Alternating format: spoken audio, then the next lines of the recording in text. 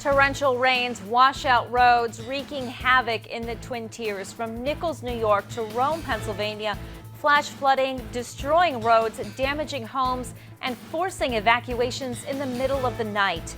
We're checking in with the Red Cross on how they respond to these disasters and what you can do to be ready and stay safe. And Joe will let us know if that rain will continue tonight. WENY News at 6 starts right now.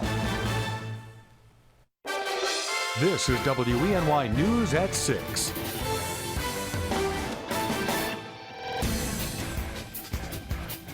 There was 4.5 to 5 foot of water coming down Cotton Hollow Road and going across the State Route 197.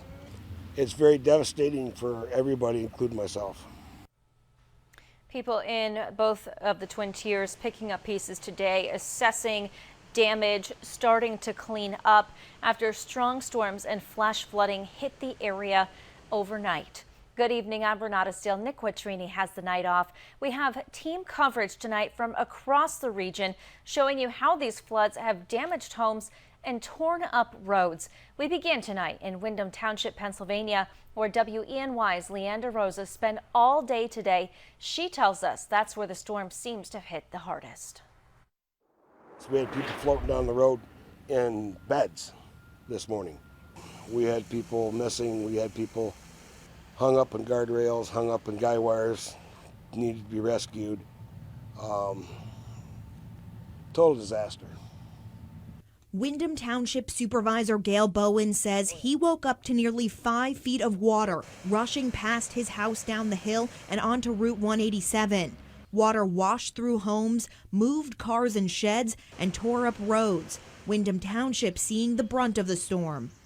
It was a river from down the road and on both sides of the house, and then everything started cracking, so we went upstairs, and that's when the front part of the house blew apart, and then everything went out the back wall.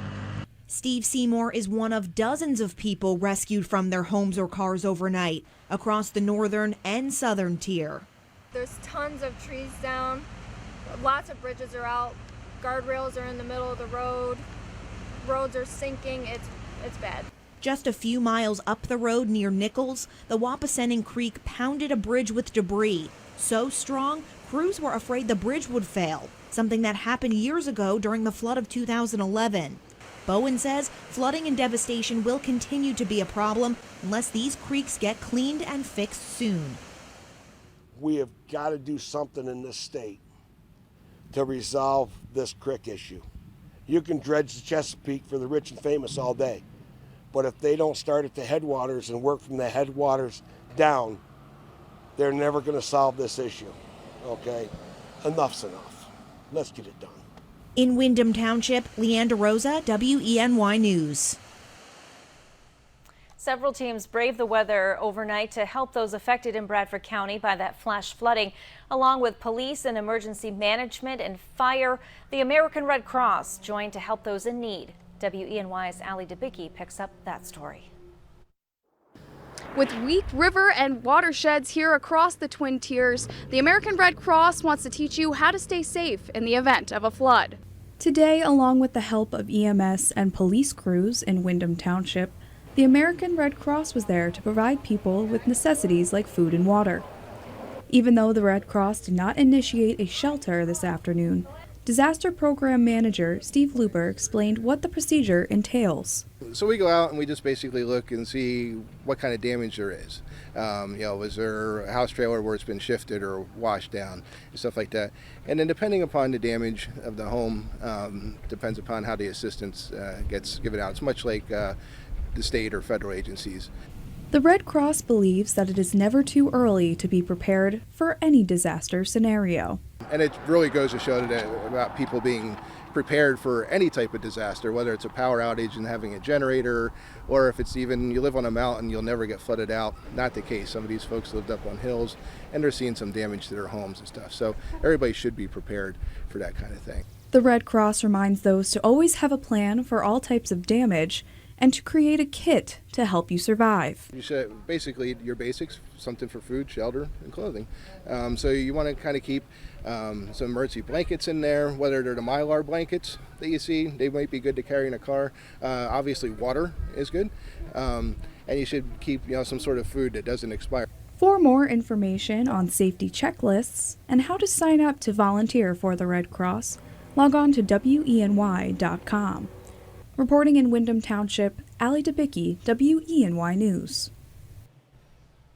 And the headaches caused by this storm isn't just centered on Windham Township. It's creating a lot of problems for travelers on I-86 as certain sections of the highway are now shut down. WENY's Brandon Menard joins us live in Nichols with more information about those closures tonight. Brandon. Renata, exit 62 in Nichols is seeing a lot more traffic than usual tonight after crews shut down Interstate 86 between Nichols and Lounsbury. Officials say overnight storms caused damage to the highway after flooding eroded underneath the bridge over Wapasending Creek, making it unsafe to drive upon. Currently, the highway is closed both east and westbound. The detour has created a backup of traffic and long delays. It's unclear how long the stretch of highway will be closed and what officials are doing to repair the bridge. For now, if you're coming this way, make sure to plan extra time in your travels. Reporting live in Nichols, Brandon Menard, WENY News.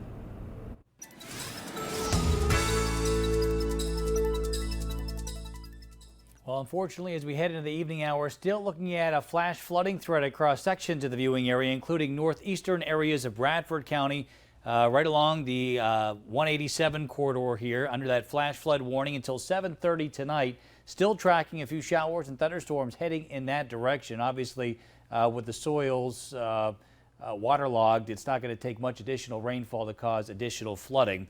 Also, a flash flood watch in effect until 8 o'clock tonight for Tioga County, New York, and down through Bradford County, Pennsylvania. Latest radar is showing some pockets of heavy rain now moving through Chemung County, about to head over into Tioga County here in the southern tier, and also some localized downpours pushing through Bradford County as well. Radar tour first takes us to that hard-hit area near Windham Township, and you can see some showers down 187 right now towards Orwell, and then west of there over towards Shashequin. Doesn't look like anything too terribly heavy right now, so that's certainly good news. But just to the north, it's raining very heavily just to the east of Van Etten, over towards the Candor area, and over towards Owego with some thunderstorms passing through. That's why that flash flood watch in effect till 8 o'clock tonight. 78 the current temperature in Elmira in our forecast here as we progress through the overnight period. Showers and thunderstorms will taper later this evening. Fog likely overnight with a low of 60. And for tomorrow, it looks like another wet day, but at least the showers look to be light in intensity. Only 70 for the 5-degree guarantee. I'll let you know when things will warm up and dry out coming up in just a few minutes. All right, thank you, Joe. Designating the Finger Lakes as a National Heritage Area. That's what Senator Kirsten Gillibrand and Congressman Tom Reed are teaming up to do. Both of them were in the area today. Gillibrand says she's introduced legislation authorizing the National Park Service to take the first step towards getting the designation. That first step is to conduct a feasibility study in the counties in the Finger Lakes region, including Chemung, Steuben, Schuyler, and Tompkins. Reed and Gillibrand both say the designation would help boost local tourism and conserve and protect the region's resources. Still no verdict today in the Rideout murder trial in Monroe County. Jury deliberations will now continue tomorrow morning. Laura Rideout, her sons Alex and Colin, and her boyfriend Paul Tucci are all accused of killing Laura's estranged husband, Craig Rideout. According to ABC affiliate WHAM in Rochester, the jury's been deliberating going on 4 days now. They've reviewed multiple pieces of evidence and heard back different testimonies. Defense attorneys have motioned for a mistrial, but were denied. We'll continue to follow this case and bring you a verdict if and when one becomes available.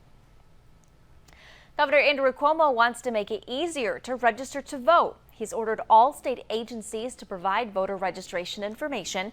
Cuomo also ordered the state's public colleges and universities to ensure they're distributing voter registration forms to students. It's all part of an effort to increase voter participation in elections. Cuomo is looking to create a new task force to make sure state agencies are complying with the directives. Now, this move comes after the state legislature balked at bigger voting changes like advance voting. A young Sioux Falls native on Capitol Hill trying to save lives. I'm Kelly Meyer reporting from Washington how her battle with type 1 diabetes is inspiring her to push for action from her lawmakers. And we'll tell you about a possible link between papayas and salmonella. And still tracking a few showers and thunderstorms, but the extended forecast is looking much better. Details coming up right after the break. But first, a live look at our Mansfield Skycam. You're watching WENY News at 6.